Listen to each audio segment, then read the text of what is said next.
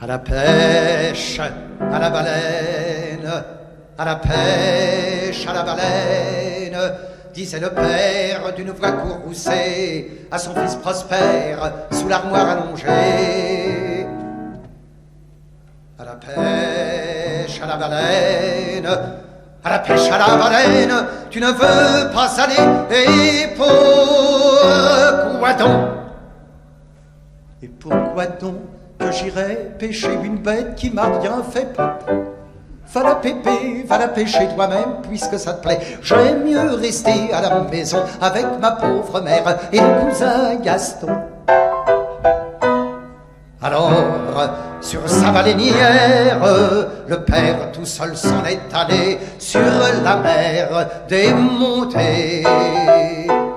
Et voilà le père sur la mer, voilà le fils à la maison, voilà la baleine en colère, et voilà le cousin Gaston qui renverse la soupière au bouillon.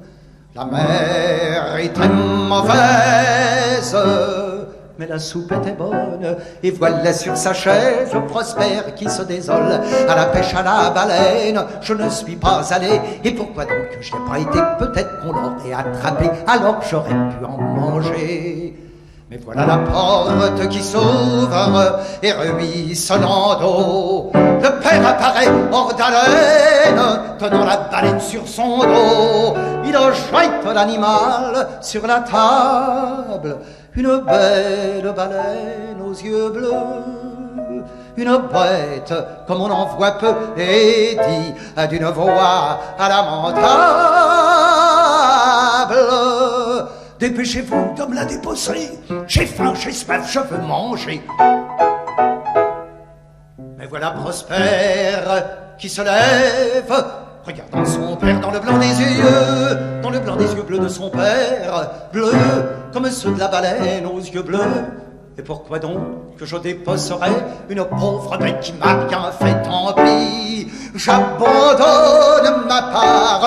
Et il jette le couteau par terre, mais la baleine s'en empare, et se précipitant sur le père, elle le transperce de père en part. Ah, a dit le cousin Gaston, ça me rappelle la chasse aux papillons. Et voilà Prosper qui prépare les faire-part, la mère qui prend le deuil de son pauvre mari, et la baleine, la larme à l'œil, contemplant ce foyer détruit. Soudain elle s'écrie: et pourquoi donc que j'ai tué ce pauvre imbécile? Maintenant les autres vont me pourchasser en motogodille, et puis ils vont exterminer toute ma petite famille. Alors, éclatant d'un rire inquiétant, elle se dirige vers la porte et dit à la veuve en passant: Madame, si quelqu'un vient me demander, soyez aimable et répondez à la baleine est sortie, asseyez-vous, attendez-la. Dans une quinzaine d'années, sans doute, elle reviendra.